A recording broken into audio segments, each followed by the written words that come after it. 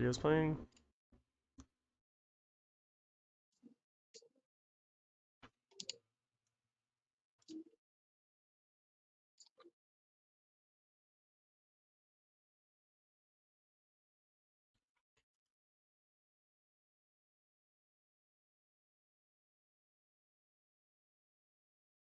It is Monday, April 26, 2021. My name is Jim Vessel, and welcome to Competitive Corner, where each week we dive deep into the 40K competitive scene and discuss tournament results, lists, tactics, and take questions from you, the viewer. Today I'm joined by my hopefully regular co-host, Tyranid Hivemind, and perpetual thorn in my side, Alex McDougall. Alex, how are you? Doing great. What is going on? What's new with you? It's been a while. Not a whole heck of a lot. Work keeps me from enjoying 40K as much as I would like. Yeah. And COVID does the rest, but Yeah. GTS is keeping us going. And have you? I know you've been chatting a lot on the WTC side, because we're both in the same chats. But have you managed to get any real life games in, or is it mostly TTS? Mostly TTS. I've played like one or two real games in the last, I don't know, I want to say like 4 or 5 months. Right. Yeah, that's tough.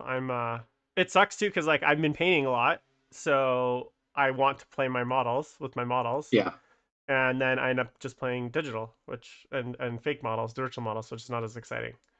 no.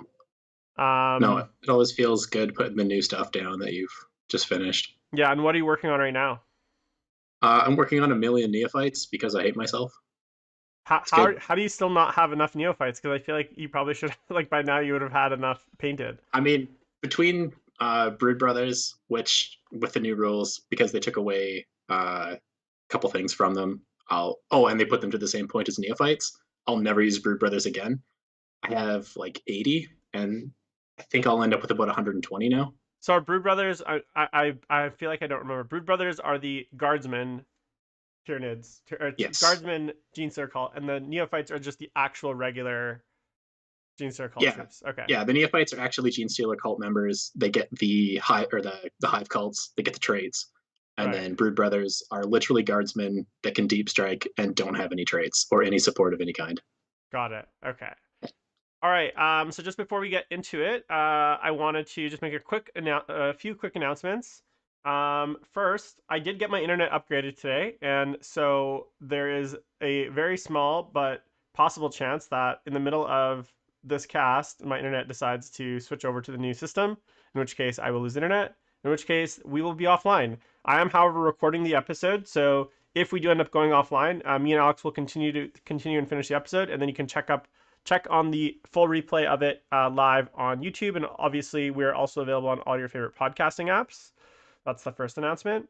Second of all, I just wanted to let everyone know that this show is in partnership with Deployment Zone TV. So Deployment Zone TV is basically it is the Netflix of Warhammer content. The links will be down below in the show notes and in the like on the various apps that this will be. And you can basically check out Deployment Zone TV. We talked about it last week with Winters, who's one of the founders, him and Liam Dempsey. And basically, it is a collection of tons of content.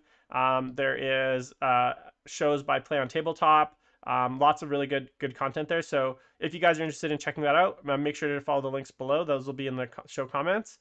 And once a month, so every 4 weeks, we're going to do 4 episodes a week of Deployment Competitive Corner, and once a month they're going to be in exclusively Deployments on TV. So that's kind of the situation. Now, many of you are asking, how do we get a question on the show? Well, there's 4 ways to get a question on the show. First, you can leave a comment on today's show. That's either, if you're watching this not live, you can leave a comment on today's show. Second, if you're in Deployments on TV, you can ask a question in the Discord. Third, you can email me, duplicitypaintstudio@gmail.com, subject comp corner. So put comp corner in the subject line and just throw your question there. And the fourth way is you can ask it live. So if we have time at the end of every episode, we'll take live questions from the chat. So just make sure to hold off your questions until that moment, because if you ask it now, it'll get scrolled through and we won't see it. So those are the 4 ways you can ask questions. And yeah, that's all the announcements. So hopefully, fingers crossed that I still have internet in the next 50 minutes. So before we get into it, Alex, I mean, I know you and I know a lot of people know you, but maybe you could just start by telling everyone about yourself, some of your accolades, why you are into competitive 40K and like what kind of keeps you motivated. Like I'd love to share that with the viewers. Yeah, for sure. My name's Alex McDougall. I work with Art of War currently. I've been playing Tyranids and Genestealer Cult for about 20 years now. And I started to get into competitive 40, like really get into competitive 40K when the ITC came in.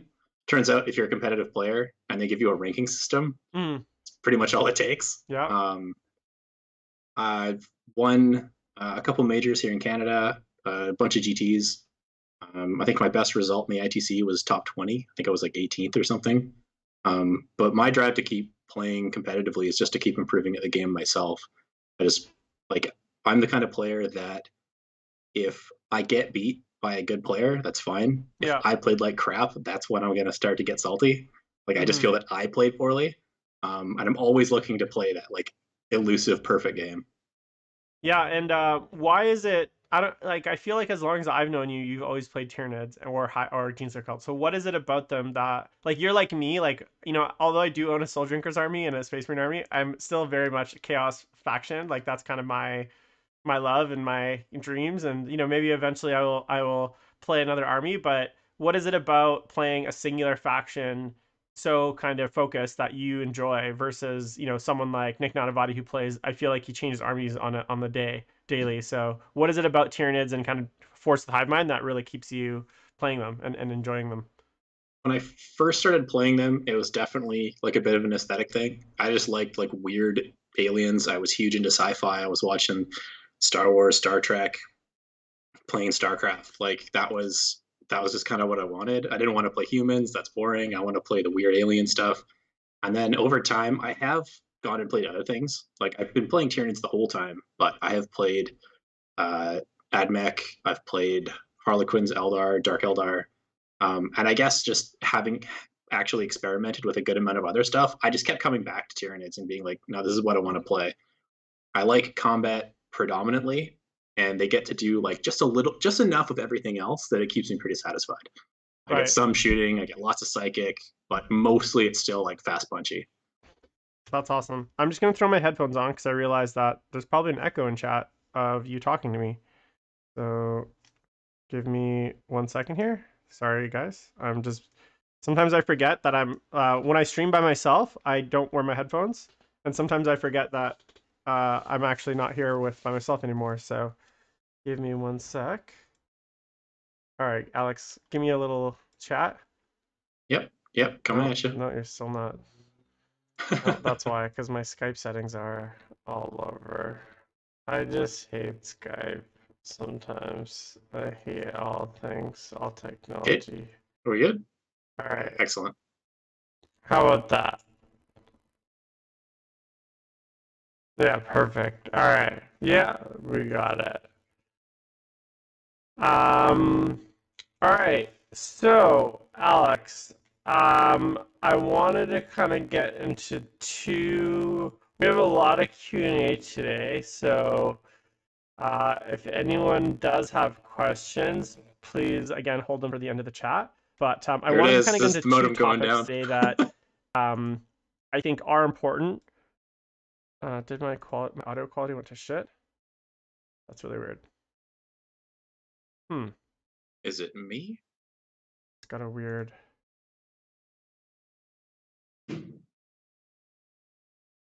Oh God.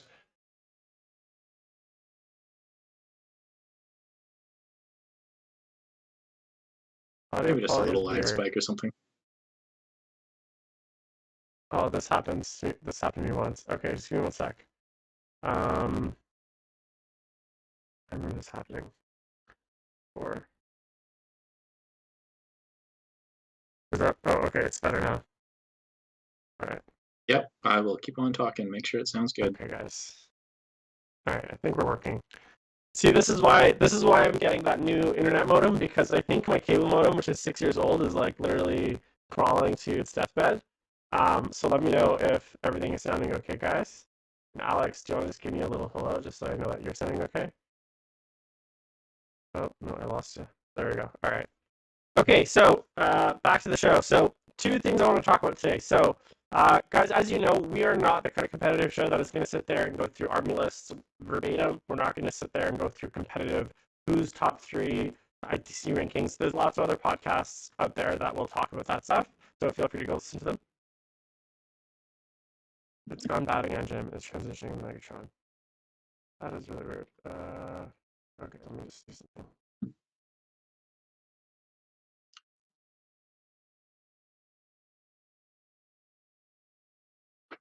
Okay, I gotta check my audio. 1 sec. Sorry, guys, just 1 sec. Testing? Yeah, oh yeah, that doesn't sound, not sound. Hello? I think that's better. Okay, I think we're working, guys. Because I can hear myself, and I sound normal. All right. Sorry, guys. I'm the robot overlords that put their nanomites in me are starting to take over. Okay, let's get into the topic. So as I was mentioning, yeah, if you guys want to see like list reviews and like top 3 and blah blah blah, there's other but probably better podcasts out there. What we want to talk about on this show is kind of interesting topics and kind of discussion points in and around the competitive kind of circuit and the scene. And so one of the things that we had a bit of drama actually over the weekend is because in the Team Canada chat, we had a lot of discussion about it, which was the kind of complexity of modern day competitive lists. Okay, guys. Well, I'm just gonna have to do it. There's not much I can do about it, so you guys will just have to bear with me. So one of the things that we talked about was we want to look at 2 lists, right? So one was Sean Naden's list this weekend, and he won an event, and Mark Perry's list. So both of these guys are very top level competitive players. Mark Perry is one of your co-coaches on Art of War. Sean Naden, obviously, he's one of the greatest of all time as far as I'm concerned, players. And when you look at both of their lists, one of the things that is really apparent is that these are army lists that the average player cannot understand, and they're built in such a way that they're incredibly complex or hard to know if they're actually legal, I guess, You do. is the best way to put it. And just to give you an example, we had a big discussion in the Canada WTC chat this weekend about Sean Naden's list because the way that he used his warlord traits, so he had competitive edge on a witch cult, on a cult of strife, succubus. Oh, I don't know. I didn't look at in a dark tech this list. But sorry, he had cult. Let me try that again. He had competitive edge on a succubus from a inside a dark technomancer's detachment, right? Am I right there? Okay. So and then, but the thing is, so the Cult of Strife supplement gives succubus access to warlord traits and stratagems, right, from the Cult of Strife. But the way that it's worded is apparently the warlord traits that are available to all succubuses, regardless of if they're Cult of Strife or not. And so the way that he built the list, we had questions about whether it was even legal because he was using warlord traits from the Cult of Strife book, right? But he wasn't running a Cult of Strife detachment. He was actually using those warlord traits on a Dark Technomancer's succubus. So it was very, and the way that the wording is, and it's very specific, is that having a like certain type of detachment unlocks certain rules for you, but it's not consistent. So for instance, to have access to warlord traits, your warlord has to be of a certain faction, but you don't necessarily have to have a detachment, a Battleforged detachment of that same faction, right? So I could, for instance, have a Death Guard warlord in a chaos or say a heretic. Okay, my audio is all screwed up. Yeah, give me 1 sec, guys. How did I fix it last time?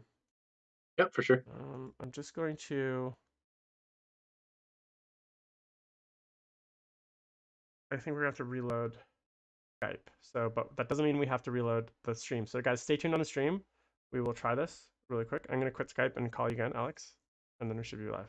So just hang on, guys.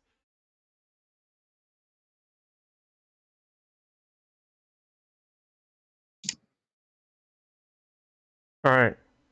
Okay. Am I back? Oh, my camera's I can off. hear you, but I can't see you. Okay. There we go. There we go. How's that, guys? Could someone give me a life check?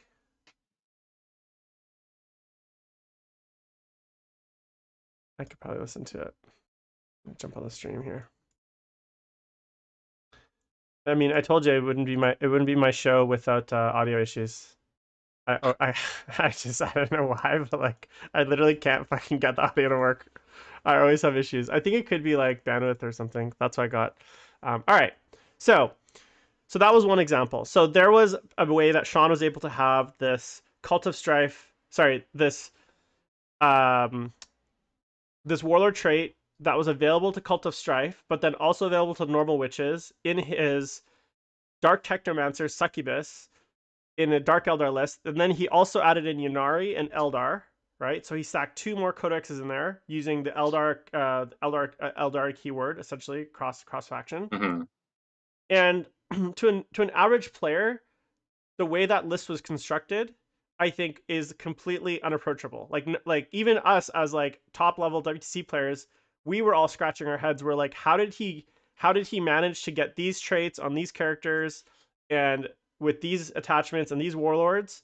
And we had to do like a Yeah. quadruple check just to make sure that list was legal. So that was one example. And then I want to look at Mark Perry's list, which was basically he had a Death Guard. He had a Mortarion, which means he has to be the warlord. And then he had an Emperor's Children's attachment, right? And then he had a mixed Heretic Astartes attachment with like all sorts of other stuff in there, right? So he had a Tallyman. I think he had an Armin in there maybe at one point. He had like 3 or 4 other mixed Heretic Astartes characters. He had like a unit of like Khorne cultists from World Eaters so that he could use the stratagem because like he had access to like, you know what I'm saying? Like these are the kinds of lists that Mark builds, and I actually really like them because for me it is true chaos. It's just like a shit mix of Yeah. various factions. But again, People look at it when and you look at that balk at list, it, but if you're an really, average, if you're an look, the thing is like these are kinds of lists that like are not accessible to average players. An average player would look at that and say, "This doesn't. I don't even understand how this list is legal," and only through like ancient Turkish techniques, which is what we coined on the stream last night. Because I can't do ancient Chinese techniques, so I got ancient Persian techniques and ancient Turkish techniques because that's my background. So only through ancient Turkish techniques and like a seance with the dead and like like a reading of a prayer book are you able to actually assemble these lists. They're just so complicated. And my question is ultimately is I thought, and well, A, is this a good thing? And B, if it isn't, if we think it's too complicated, and I actually think it's too complicated at this point, it's getting too convoluted where it's like I don't even know like and inconsistent is the other thing, right? So like sometimes you have to have the warlord from the book to get the stratagem, and sometimes you don't, and sometimes the stratagems are unlocked if you have the Battleforged detachment, but sometimes it's like what I'm saying, like so what do you think of this whole kind of I'd call it like 3-dimensional chess level of list building. What are your thoughts on that? And I know it's a little bit prevalent in your army that you built where you get a little bit of that, you can do a little bit of that, but like what are your thoughts on it? yeah, it's definitely getting pretty absurd. I think that for us, we even got broken into it slowly. Like if you've been playing right from the beginning of eighth, you've got okay, everyone's got an index, and then you got your one book, and that was it. And then you could do some things with one book, right? Like you could, like sometimes you would have a Battleforged detachment. Well, you have your Battleforged detachment. You would have your battalion, and it was pure. And you're like, because I want the traits that come with a pure battalion.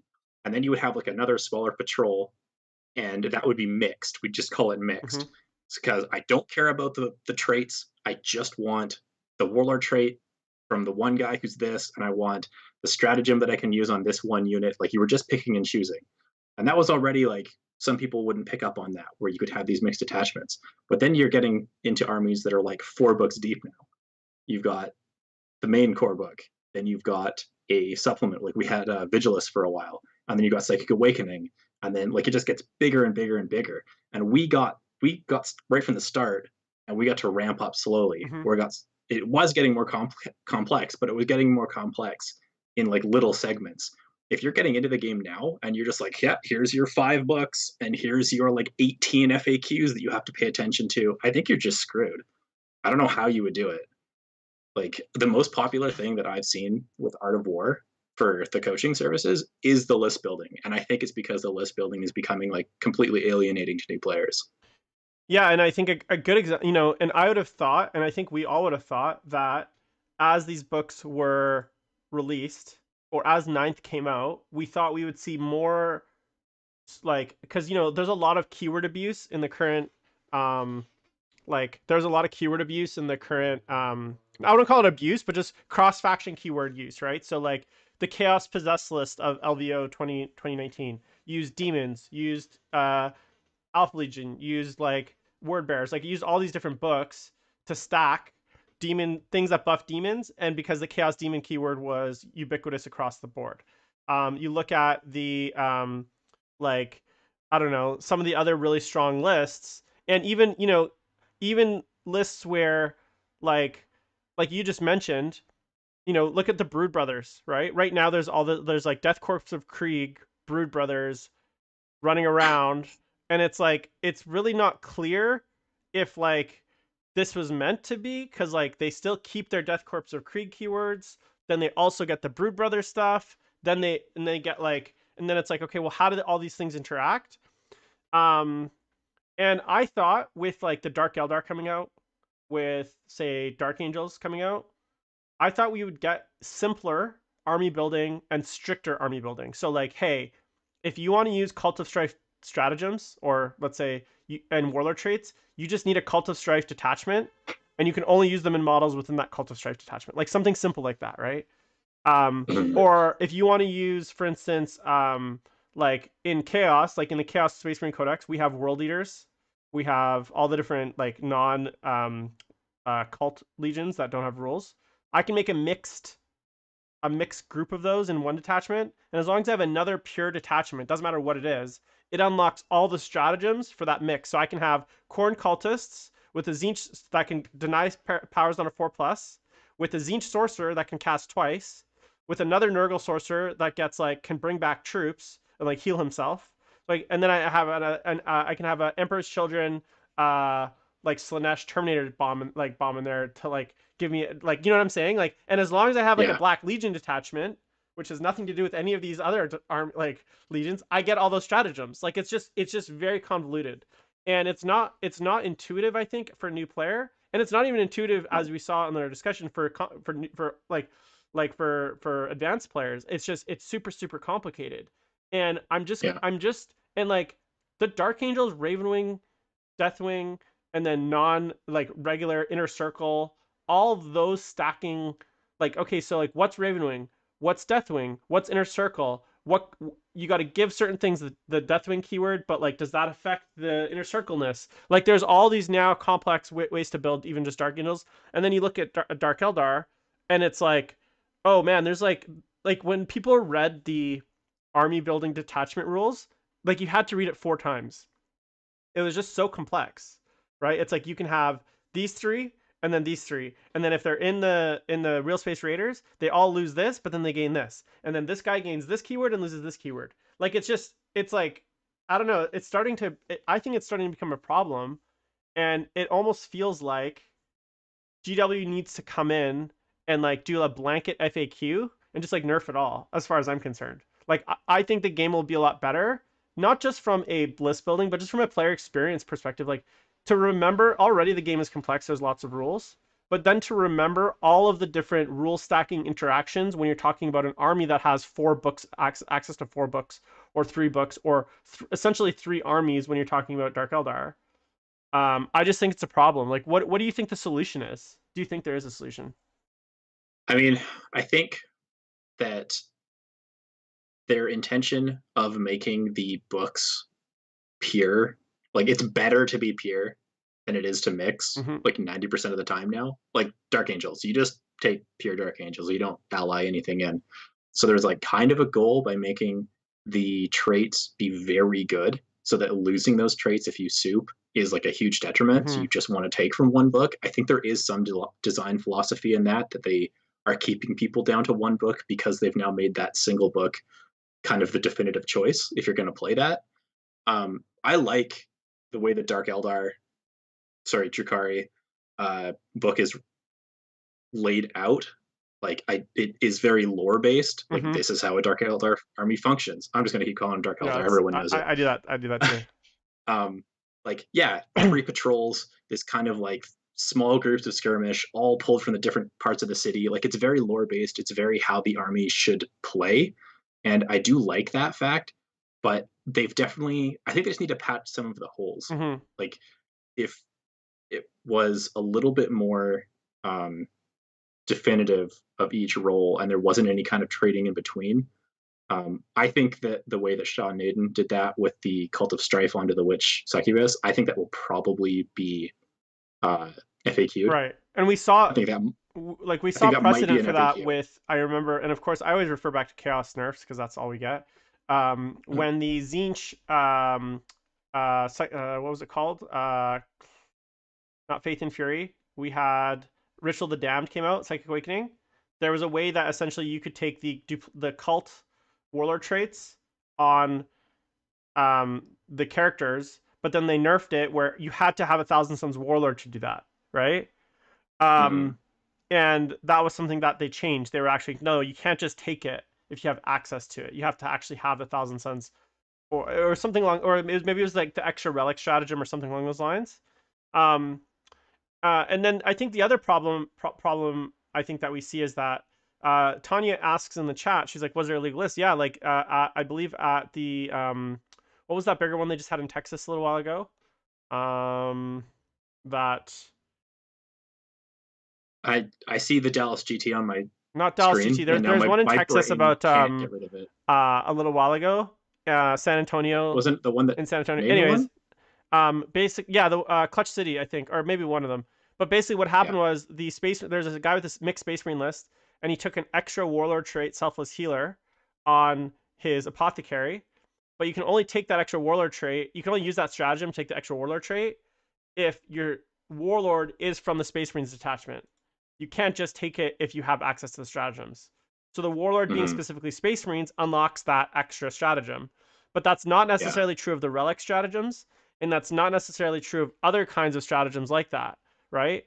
So it's just, I don't know. I just feel like it's creating a lot of complication and unnecessary complexity. And like I think with a very simple and like light touch FAQ, and I hope that they do this, they can kind of flatten out that complexity.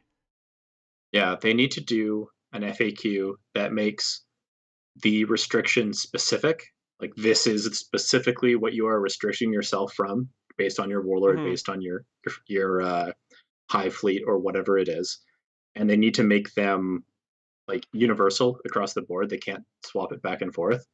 Um, like sometimes they'll be like, this is what the restriction everyone gets, and then this army doesn't have that restriction because from a lore perspective, that's more versatile. I think they kind of have to push that aside so that things are a little bit more universal. Like there's definitely a line to walk. Like I do appreciate that lists are somewhat complicated because it feels good to figure it out. Like from a player perspective, you start off with a very simplistic list and you're like, these are the stuff in the codex that I believe is good. And then as you start studying it more and using it more and you start realizing like, oh, you know what, I can make the combos work, and it's a very rewarding experience.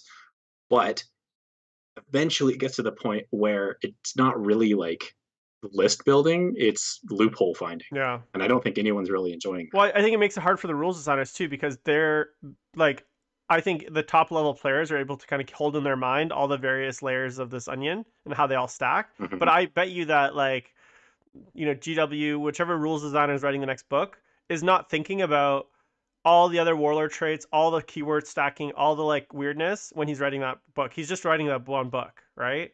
And then Yeah. he's kind of going into it blind. Tanya asked if we need TOs to verify a committee to verify lists. Look, it's already hard enough to verify lists and to see if lists are legal. And what we're seeing is a lot higher rate of people getting caught with illegal lists, sometimes accidental, right?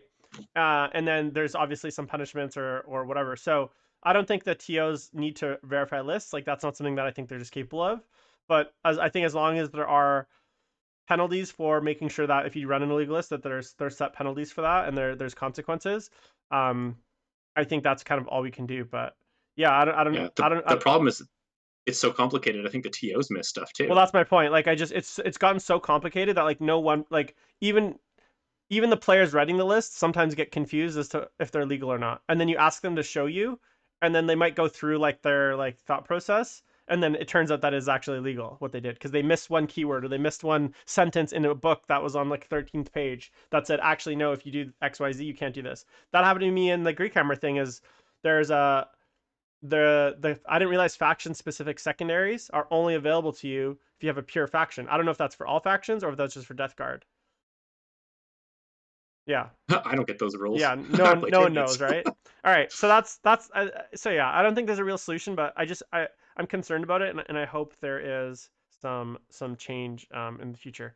So second topic before we get in the Q&A is obviously the big 800-pound Dark Eldar elephant in the room.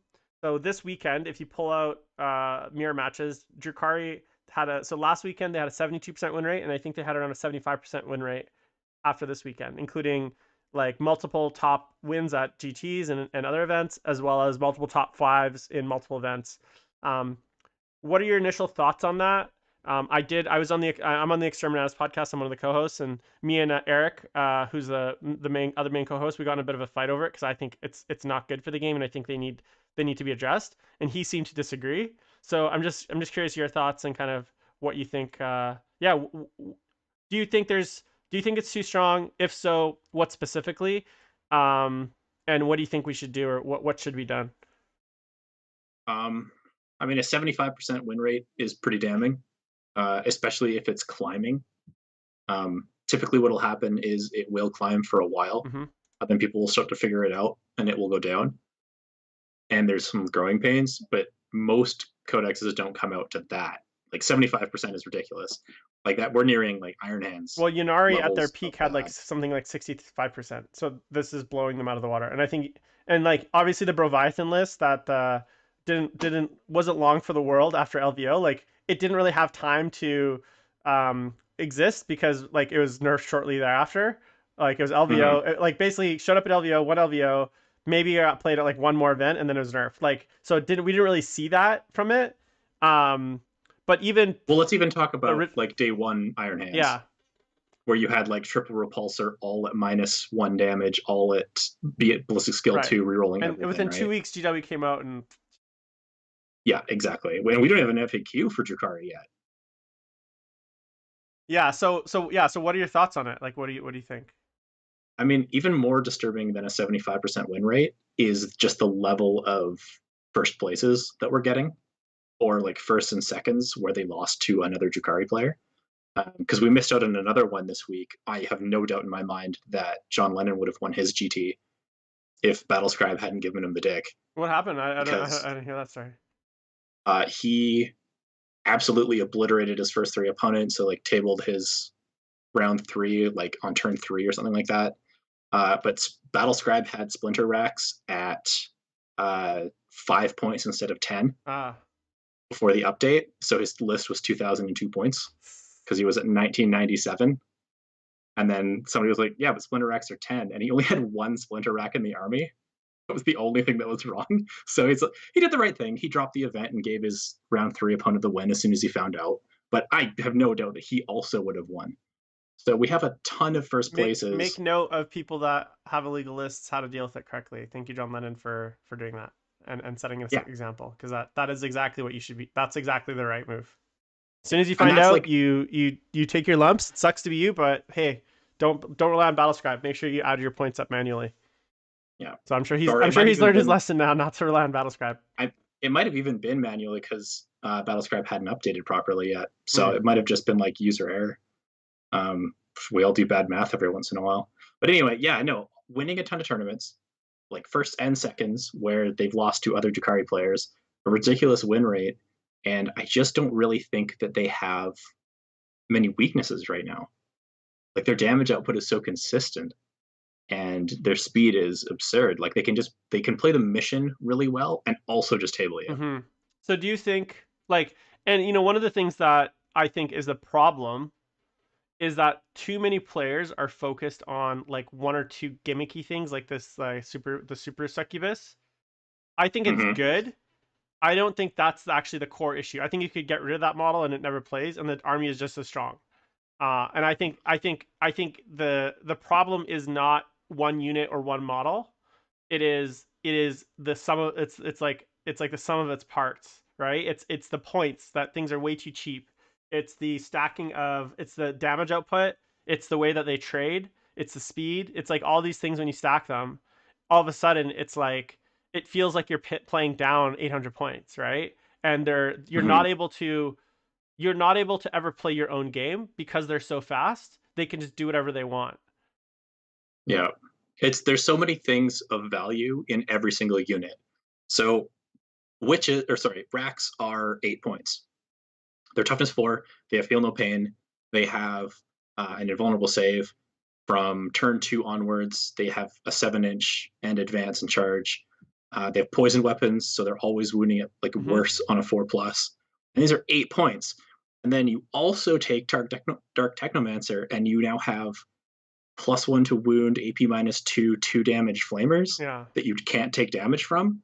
So you have these 20 points worth of flamers that are just like crushing damage. And you also have a bitchin' durable, fast, hard hitting 80-point unit. Yeah. It's like the flamers are just like this garnish on top Yeah. that wasn't even Well, necessary. that's the same with these very Achilles succubus. The Archon that Mm-hmm. has like makes you strike last and can fight twice. Like there's just so many good things in there. Multiple ways to get fight last. Multiple ways to like just blender things. Cheap. The transports are so cheap and so good, right? Mm-hmm. Um, Multiple units that have a no escape. yeah, like you can't fall back. Like it's just like what do you do?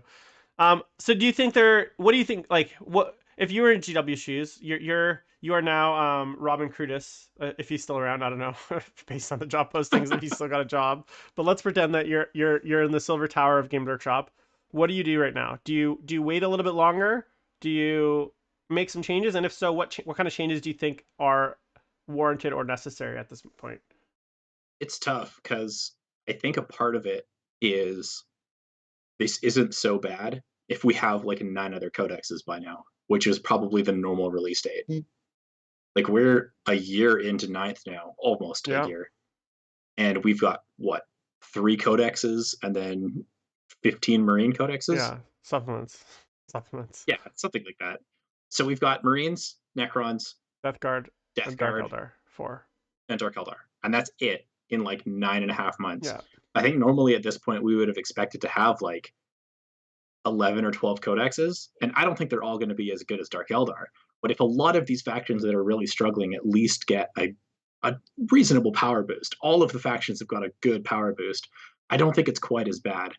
Um, but then, of course, GW's hands are tied. What do you do? Do you like nerf them and then unnerf them when people's codexes come out and the power level starts to balance out? Um, it's tough. I think right now what they have to do is they have to hit the really egregious stuff. I think the Dark Technomancer Flamers are an issue. I definitely the like 50 attack Succubus garbage has to go. Um, some of the interactions that are like specifically bad and are probably not even intended need to go. But other than that, I don't think they can do a whole hell of a lot until I don't know things continue to roll and we start getting codexes. yeah, And in the meantime, we just completely have to adapt to the meta, right. which is how do you beat Drukari? It was how do you beat White Scars at some point, right around the beginning of ninth, and now it's how do you beat Drukari? Yeah, I started writing lists because I was like, Yeah. I'm just like teching to beat Dark Elder at this point. I played twice against them and I've just been completely steamrolled. And albeit I was playing like pretty garbage Terminus S lists, which are not good against. They don't go well into Dark Eldar, but they're just not fun to play against. Okay, and then lastly, before we move on to Q&A, any predictions this weekend from the Dallas GT? We got some big names going. Nick Nanavati, I know. Nathan's down there. I think Richard's going to be down there. Um, any faction predictions and any player predictions? What's Nick taking? I don't know. It's not clear what he's taking, but if he's taking Dark Eldar, Honestly, I'm gonna imagine that this is probably going to be How many players were going to be I there? think it's over 100. It's probably one of the largest events that they've had so far. Yeah, I'm going to guess that we're going to see an even worse uh, representation of Drukari. Like it's going to the win rate is going to maybe not increase, but the number of people that are going to take them is going to increase, and it's going to be pretty bad. Like I think the top 10 will have like 5 or 6 Drukari in it. Um, I think somebody might find a way to punch through a little bit, but with them also with those maps, with the terrain Yeah. that's at the Dallas GT, I think there might be a couple of like completely brain dead gunline lists that might just surprise the hell out of people. Yeah, well, they definitely had so I know there's some feedback on the train that sounds like they have improved it a little bit, but we'll yet to see. So my prediction is either Naden or Nick with an Eldar faction of some kind. That's my very like safe prediction. Yeah, All right, I would love to see a rematch. so we're gonna get into Q&A, and I'm gonna read out some questions. So just guys, once again, if you guys want to get a question on uh, the show, there's 3 ways. You can leave a comment on today's show, and we'll read it for next show. And then you can join the Dropzone TV Discord, which means joining Dropzone Deployment Zone. Sorry, Dropzone Deployment Zone TV. So we'll leave the link there. You can email me at duplicitypaintstudio@gmail.com. Just put the subject comp corner, and we will answer your questions, or you can ask it live. So once we get through our questions, if there's still time, we'll take live questions. All right. So the first question is from our listener named Gravity, and his question is what would be the main shift in mindset from casual play to competitive play, and how does the list building differ? I think I could probably field that Yeah, one. go ahead. Um, so I think definitely list building, if you're going from casual to competitive, is when you start stealing lists. And I don't say that with any negative tone at all. If you want to improve as a player, you want to get rid of some of the um, variability of you writing a mediocre list. Like just go and play the best list you can find online and see how it improves your play and see what it takes to pilot like a really sharply written list. Um, the stigma of being like that guy and bringing the most brutal list is only really in casual play, where the person that you're playing might not want to play against that. But at a tournament, you get to play whatever you want. Go bring the hardest list possible and just go for it. Yeah, I think that's a good answer. So I think it's just like do what it takes to win, I guess. From in a good way. Sorry, like make Yeah. sure you don't leave anything on the table. I think list building competitively is all about efficiency and unit selection, and then like as little waste as possible, and everything has a purpose. You know, Mm-hmm. so no And when you, no including sorry, your go for it. your 6 screamers because they were painted really well and you just want to play with them. Not a good reason. Yeah. Yeah. And I think when you first get into it, like use your first couple tournaments as practice. Like when you're first getting into competitive play, take that really good list that you took from online and go and play it. And you probably won't understand it the first few games. But when you play 5 games in a row with it, you'll start to see like, oh, this is why this person wrote the list like that. I'm starting to grasp the functionality of everything in the list, and it all comes together. Yeah. All right. Double Vision asks, how should cheaters be dealt with in the competitive scene? So I will take that just because I had a podcast last week, I believe, with Neil Kerr as the head judge of the WTC. So I have a very strict, I would like a very um, strict but proportional, like implementation of punishment essentially for cheaters, and I would like a both a carrot and a stick approach. So I think there needs to be a timeout period. Depending on the nature of the cheat, there needs to be retroactive penalties as well. So if they were found to cheat after the fact, like recently, list a legal list after the fact, so retroactive. So it's not just hey, we found this person is legal. There needs to be retroactive penalties so that people can't just try to get away with stuff. And then there needs to be yeah, I mean it depends on the nature of the cheating. And I always use the word. I like to just make sure that like I try not to differentiate too much between active malicious cheating and just someone doing things that are um, like mistakes, right? Because oftentimes it's hard to tell. Now, obviously, I also think the punishment should be proportional to the player itself. So like if I'm a brand new player and I accidentally get a rule wrong, don't come out with the pitchforks and knives and ban me for 2 months, right? That's not the way we want to treat our new players. If I'm a top level ITC player playing at the top table on a stream table and I get, I'm doing things that everyone knows that I should know better, right? Once you're at that level, like top 10 of an event, and you're 3-0, 4-0, you're expected to know the rule. Like you're demonstrating that you're playing at a level where you're expected to know those things. And if you make those kinds of mistakes, quote unquote mistakes, although we cannot tell whether you meant it or not, we have to make sure that we like have a consistent penalty. So, all right. Casadar asks, what do you recommend for someone looking to get into competitive 40K? Just as general bits of advice. So I don't know if there's some quick bits we can have there. I would say watch some high level streams and get to see what the best players play like, and if you're going to enjoy it.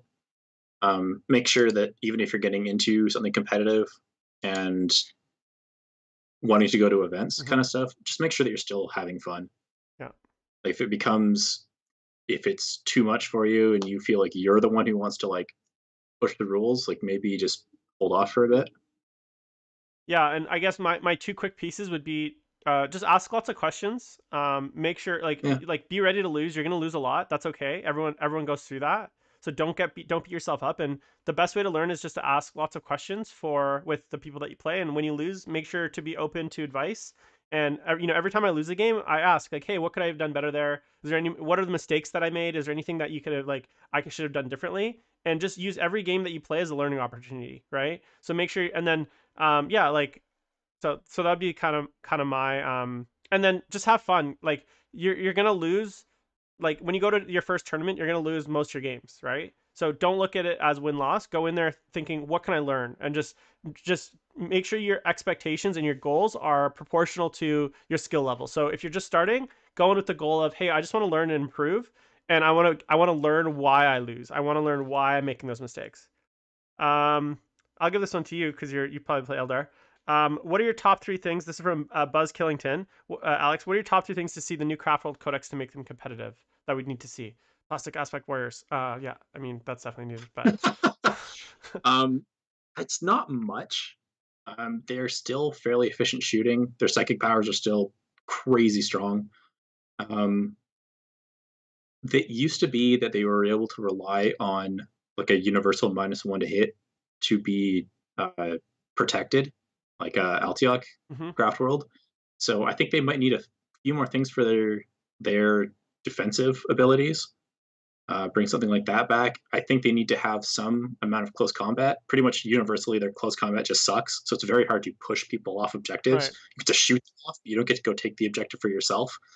And I would say they probably need something more for the Wraith Right. models.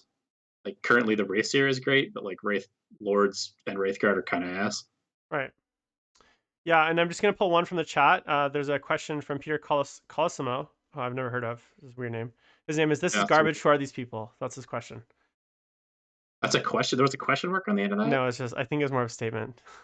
Oh. I think it's rhetorical. All right, so moving on. So I can't even pronounce this. Ida Yanovic asks, what would be our most competitive Flesh Shares 2,000 point list?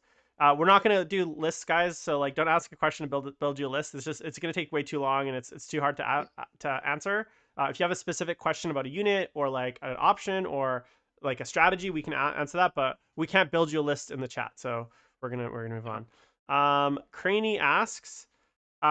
He says he recently played a game with the death card list they made for Team Canada versus Northern Ireland on TTS, and I had a hard time figuring out what to play the list. I was unsure if it was meant to be very aggressive. Let me give you advice. The list sucks. Don't play it. That's my advice. Moving on. Is that the no vehicle? That's my Terminus S list. Yeah, I hate it. Yeah.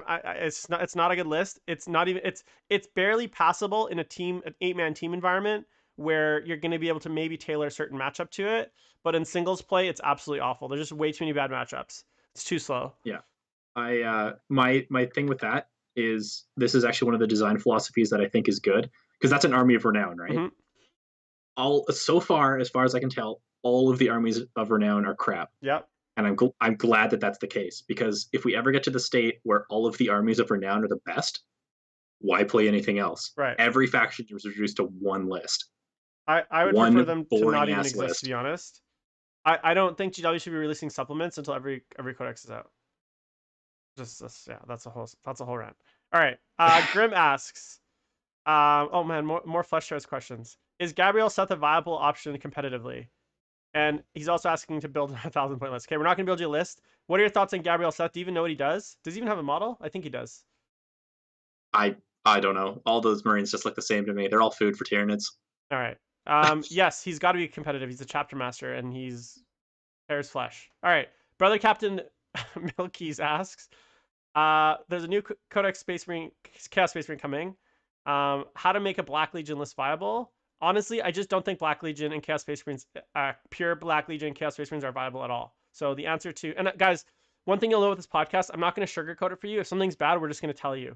So I'm not going to say, oh yeah, well, if you really love them, and this is a competitive-minded podcast. So if something is bad, we're just going to tell you, and we're just going to tell you not to play it. So if you want to play Black Legion, great. But if you want it to be viable, it's just not going to happen. It's an older supplement. Faith, like the Vigilus rules are gone. So it used to have rules in Vigilus, right? You had Black Legion rules there. Those are no longer applicable.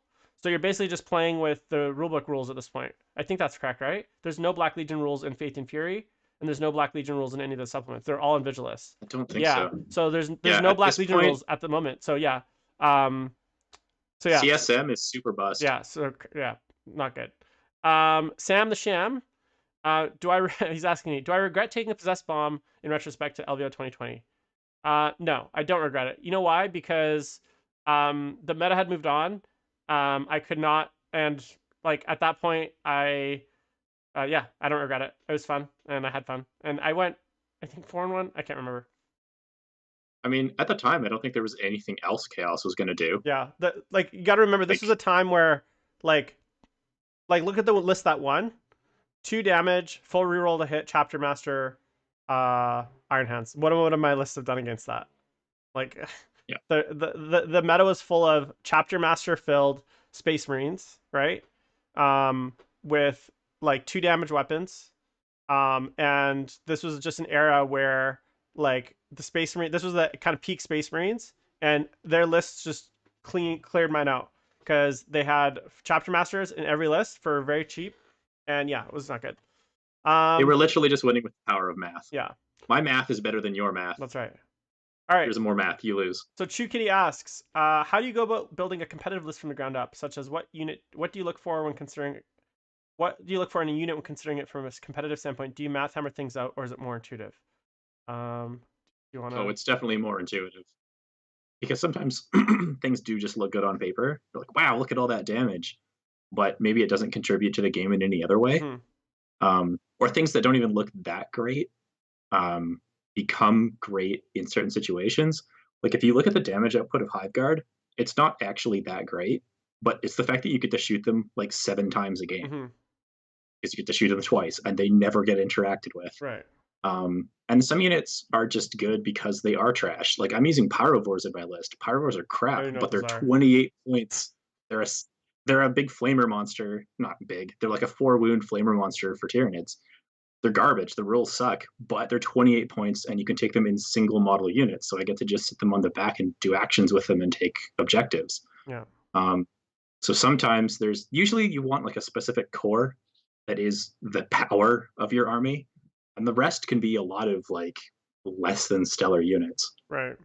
All right, I'm going to take a few from the chat. So Dreadlord7476, hey Shane, asks, have you ever felt the hesitation about playing competitive list because it requires you to buy and spam a specific unit, i.e. Beast of Nurgle or Ridge Runners? I mean, I know Beast of Nurgle, I don't own any, and I don't plan to ever build a 25 Beast of Nurgle list just because of the fact that it's such a niche kind of, like, if it was like the one list chaos, like, so here's the thing. If the list is good enough where I think it's going to dominate the meta for some time. So like, what if this Beast of Nurgle list all of a sudden is starting to win every event, right? Bam, bam, bam, all of a sudden, right? Then I think about it. But you're seeing these like very niche lists with spamming when one event kind of out of the blue. It's not like a consistent strong list. that's dominating a long period. So in that case, I'm a lot more hesitant to invest in it because either it's like, yeah, it's not something that I would play like every event because it's the best list. It's just a variation or a very unique take on a specific list. But unless I see the data that shows that list is actually going to be super strong competitively, consistently over a long time, I won't do that. I don't like even when people were buying like 19 repulsors and all that crazy flyers. I've never bought into that. Um, what was it? Was it the repulsors where people had like 10 repulsors in their list at one point before rule of three, and then everyone was selling repulsors? I can't remember what it was, but Oh no, the repulsor didn't even exist yet. I think it was like flyer spam. yeah.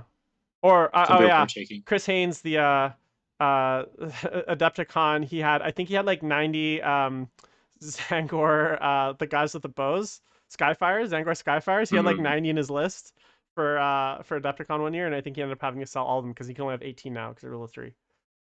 yeah, Pete Dunn asks, Tollkeeper Relic, is it worth having if you don't have high AP shooting? Absolutely. If you have Relic Contemptors, it's totally worth it. Um, because it's really good on Relic Contemptors. I take it on with my 2 Relic Contemptors, which are AP0, and just having it there, it just adds a lot. 16 shots. Or also if you're doing heavy Blightlord spam, it's good as well. Because just having lots of bolter shots is nice. The Warmers just asks, should there be a different penalty for someone who obviously premeditated, loaded dice, messed with dice roller? Do you think, Alex? I mean, yeah. I think that's pretty obvious. It There's is. cheating due to error and cheating due to malicious Right. intent, and that's two completely different things. Right. I think the issue though is Tanya that 99% of the cheating or misplays are not that blatant. It's not like if yeah, and again I talked about this on Tuesday. If there's like an email saying I'm going to go cheat tomorrow and someone found it, or like a text message, there's a smoking gun, loaded dice, or maybe they've modified their battle scribe. I don't know. I mean, who knows, right? Like, play, like, bear with me here. They've done something super intentional, right? They've changed. They've literally changed with pen a stat in their book to make it look like it's something different, and then using that new stat. So like, hey, I'm gonna add make a 6 into an 8, so I have 8 attacks, right? Like something like that, and they're like, oh yeah, I have 8 attacks. Something like that is very blatant. The thing is, 90%, I'd say like 95% of the cheating, things that we assume is cheating, is very hard to prove whether it was intentional. Even the ones that are the most blatant, like someone caught on camera counting dice wrong, right? I know there's times, or picking up an extra dice. I will fully admit there's times where, and even on TTS this happened, right? Which is supposed to be automatic, where I roll say 10 dice and I accidentally leave a 2 in there when I shouldn't have, or but it also happens the other way too, right? Sometimes I forget a 2, like say they hit on 2s and I left a 2 on the table, right? So it happens both ways, but there's absolutely been times where I've done that, right? And I'm sure you've done that. No one's not done that, accidentally picked up the dice when they shouldn't have, especially when you're rolling lots of dice. Sometimes it just happens. Now, I could easily say that was unintentional, and it is, but if someone wanted to cheat, what would they tell you? That it was unintentional. So they would tell you the exact same thing. So how do you differentiate those things, right? If one person's Yeah, cheating and one person's not, so what they're going to say is they're going to be the exact same, right? Oh, I didn't mean to do that. I didn't see that. Okay, so then how do you differentiate that between the cheater who's cheating his heart and the person that just accidentally picked up the 2, right? It's almost impossible to tell. I find the best way to tell is, and it's obviously this is like later in an event. You usually can't tell round one, but if the mistakes are always in their favor, Mm, that starts to become pretty damning. yeah, but that's Like again hard to track.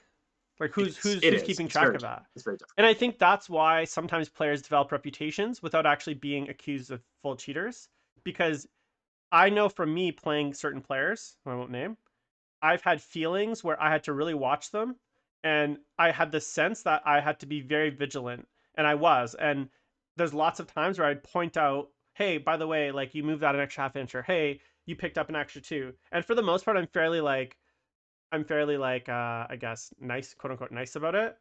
But if I find over the course of the game, every turn I'm like, hey, you just picked up an extra. Hey, you moved that an extra inch, another inch. Or say I play them 3 times in multiple different events, and every time it's the same thing.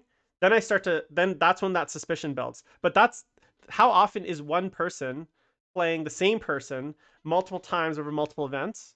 Like Yeah, it's very rare. right? Like you might run into a player again once every 20 events, 10 events. Like how many times have we played in an event, Alex? Um, 0? Never. Never. And we've played, Just Charity Hammer. yeah, just Charity Hammer. And we've played in almost every tournament together, like a lot of tournaments together. Flat Coast twice, Attack X twice. Kippers, I don't know if we play Kippers No, I haven't been to or Kippers. But there's another GT I'm missing as well. uh, yeah. Anyways, what's the one? LVL. Yeah. Anyways, you get what I'm saying. Any of the American, yeah. Anyways, any other questions from chat? Blah blah blah.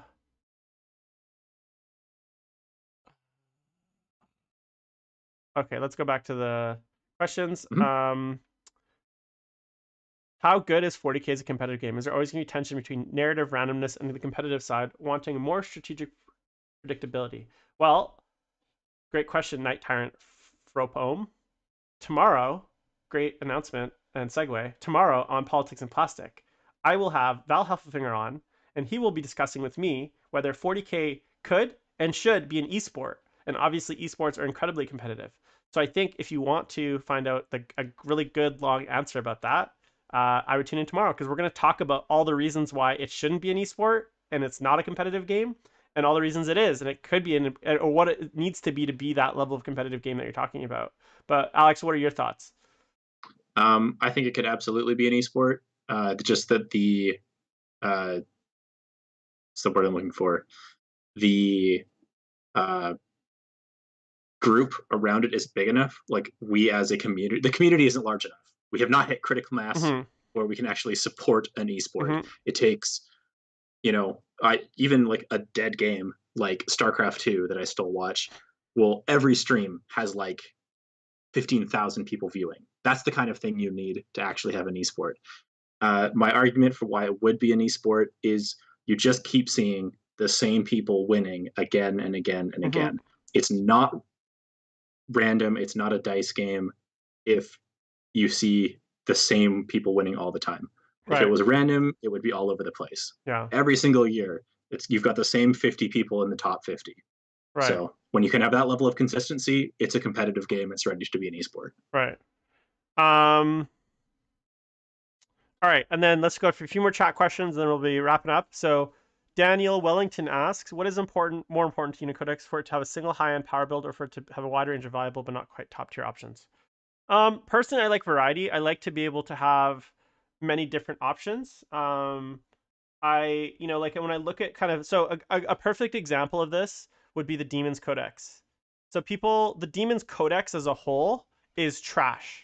So if you look at the stratagems, the units, the book itself is trash. Now, there is one very specific with a few variations build in the Demon's book that involves Keepers of Secrets, some of the big monsters with the exalted stuff, and then a few kind of flavor of the month, maybe some horrors sprinkled in, or unit of bloodletters.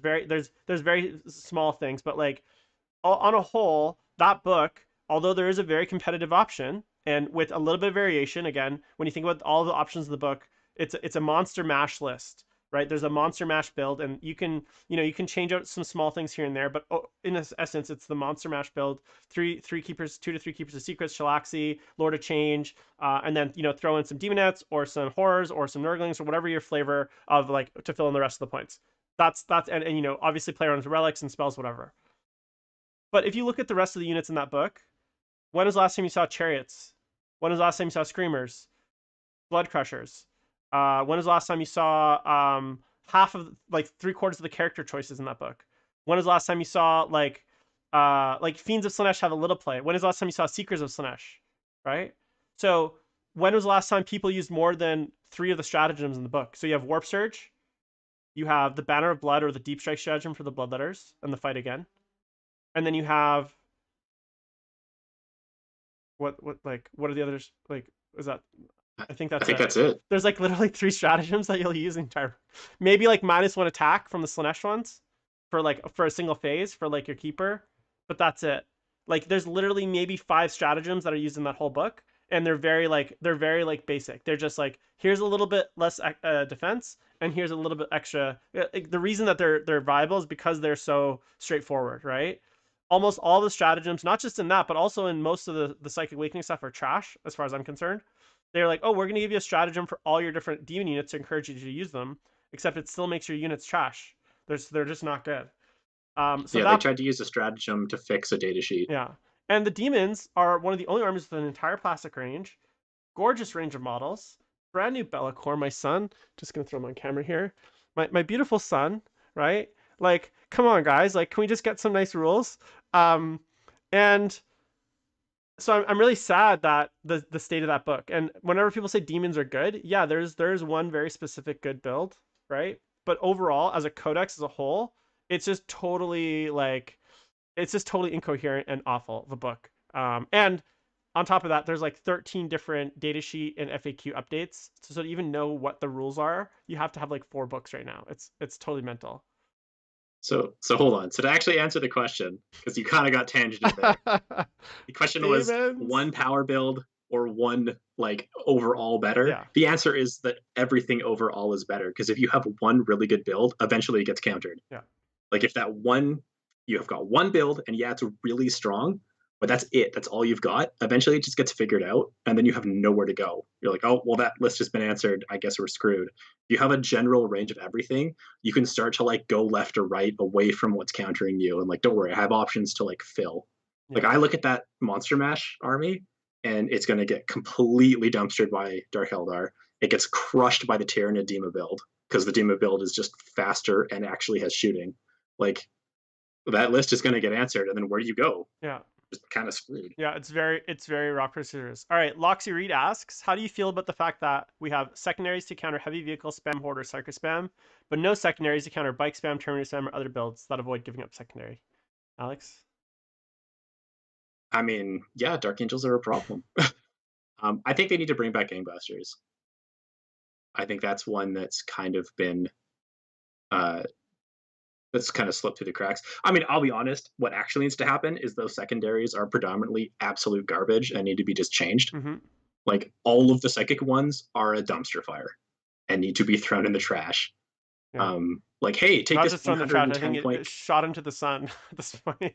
Yeah, like take this 110 point character. What does it get to do all game? Nothing. yeah. It has to be hunting your opponent's characters because you have to be 18 inches to do Psychic Ritual. And then you don't get to cast. You do a Psychic action and you don't get to function. So it's like, here's 110 points that has to like dangerously skirt the enemy and not cast any spells. Congratulations. Yeah. So yeah, I think the secondaries need a full rewrite minus like basically the 4 that everyone takes. All right. Like engage, deploy, like maybe raise Or banners maybe and grind like them bring it down. down. Yeah. And Or while we semi and fight, the depending rest on are your build. just get rid of them. Yeah, I agree. Just my hope is that as part of the annual, like we got the GT pack, which is really great. So it's like the missions for this year, and it says GT pack 2021 or 2020. So I'm hoping we get Yes. GT Yeah. pack 2021. It's got brand new secondaries, updated points. 2021 needs Oh to yeah. come around. So it's got brand new Yeah. secondaries, brand new missions, or at least modified missions, updated missions. Doesn't need, they don't have to be all rewritten, but secondaries almost a ground up rewrite at this point. I think is necessary, or a lot of them. I'd say 80% of them are trash. And then I hope we get that with a Munitarian field manual every year, and that becomes kind of like our chapter approved. We get a field manual with new points, and we get a GT mission with new missions and updated secondaries, and that just becomes a yearly thing. So I'm really hoping that we get that. That'll keep the game very fresh, even Yeah, if you're not getting a codex. absolutely. Dire Avenger asks, is making Tau auxiliaries like Kroot and Vespid viable the way to make them work in ninth? I mean, I don't think so. I hope that they're viable in the new book, but I doubt that they're going to be a cornerstone of the army. Yeah, I've heard through very reliable rumors that the identity of every book is going to be what GW wants it to be, Mm-hmm. because we've had in the past where the identity, like GSC was Codex Aberrant for like months and months and Right. months, and they want the design of every codex to be like what's the best thing in Necrons? It's like Scarabs, the Catan, the Warriors, like really what we think of as the core units of Necrons. So I think that the design philosophy is making it so that what the army should look like is what it will be. Yeah. I think I got tangented there. Yeah, that's okay. All right, last question here from Bods. How do you feel about 40K leagues contributing to ITC points? Well, on a personal note, I don't give two fucks because especially when my league admins are fighting over it. So if you're a league admin in the BC 40K league and you guys are hearing this, I don't give a fuck if you guys wanted to contribute IC points. Go for it. Don't go for it. Let's just play some games. On the whole, I don't really care because it's not going to be any meaningful contribution. Anyone that's actually going to actually either win or contribute, or sorry, either win a faction award or the ITC of the whole is not going to do it with as a league with league points because the league points, even like a 40-man league, I think the max is like 180 points, which is like an RTT essentially. So it's essentially just like an RTT's worth of points. So yeah, it's totally like superfluous. Like I don't really care. And if any of my league admins are listening right now, swear to God, if you guys fight about ITC points in the league in the admin chat one more time, I'm like banning you. So, anyways, Alex, what are your thoughts? I mean, I think it's fine to have points wherever the hell you can get them. Yeah, I realize you can't, but I wish you could get points through TTS. yeah, It would be nice if we could play something. But whatever. I mean, last year was a total write-off for ITC, and this year's probably not a whole lot better. yep, Maybe we get something later in the year, but I've just kind of put that, on the back burner for now. I'm yeah. not worried about it. The problem is like even though I think you can say that maybe the US ITC scene is starting to be alive, like we don't like Europe and Canada and all the other and my imaginary African ITC league which I talked about in the past. My African Warhammer league is or circuit is not going, is not happening. Mhm. And until we actually have that like travel and international competition, it's all kind of meaningless, guys. Look, at the end of the day, the ITC is meaningless. It's just a way for us to. It's like achievements, and it's like Xbox achievements. They don't really. It doesn't really mean anything. Like, which actually brings me to another great segue. So I can announce now, which I was going to tomorrow's show, but I will announce now because I love segues. May 4th. So may the 4th be with you. On May 4th, I have Eric. I'm not even pronounce his last name. He's my co-host from Exterminus podcast. And on Politics and Plastic, we're going to talk about whether we should introduce Elo rating, so the kind of ratings that we use in chess, as a alternative to ITC points. And I actually think that there's a very strong argument that that kind of rating system actually means a lot more than the ITC points because ITC points are basically arbitrarily awarded and they don't actually reflect your skill level relative to other players or relative to the. I was on a podcast and like, oh, Jim, like one of the best Warhammer players in the world. I was like, dude, here's a newsflash. I just got like rolled by like 6 German players that have been like, I've never met before and have never heard of me. Like the level of play in some of the places around the world is so high, and you have no idea about that because you're in your little ITC bubble and you're beating your local meta and you're winning tournaments in your local event.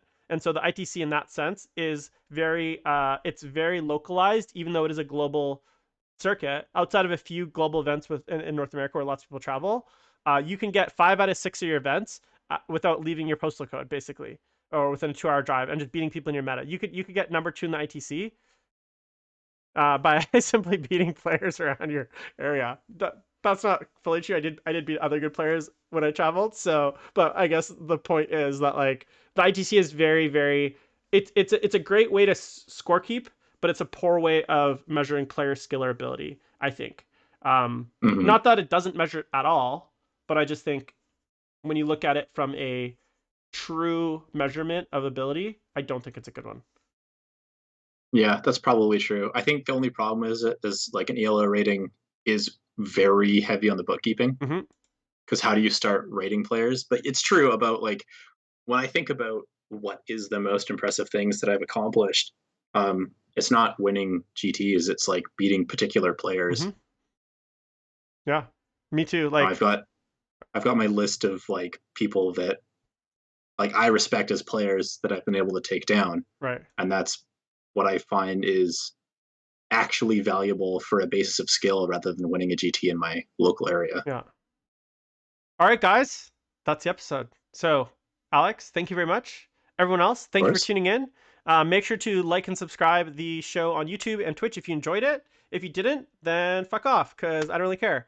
With that said, you can catch the show on Spotify, Apple Podcasts, Google Play, Zemo, Zumo, Rumo, Ruku, whatever the hell these apps are called. I don't even know, guys. Just do it. Just listen to the show. And let us know if you have any feedback. Make sure to leave comments down below in the YouTube video if you're watching this ahead of time, and we'll answer them in next week's show. With that said, I'm Jim Vessel. This is Alex, and see you later. Bye bye. Stop streaming.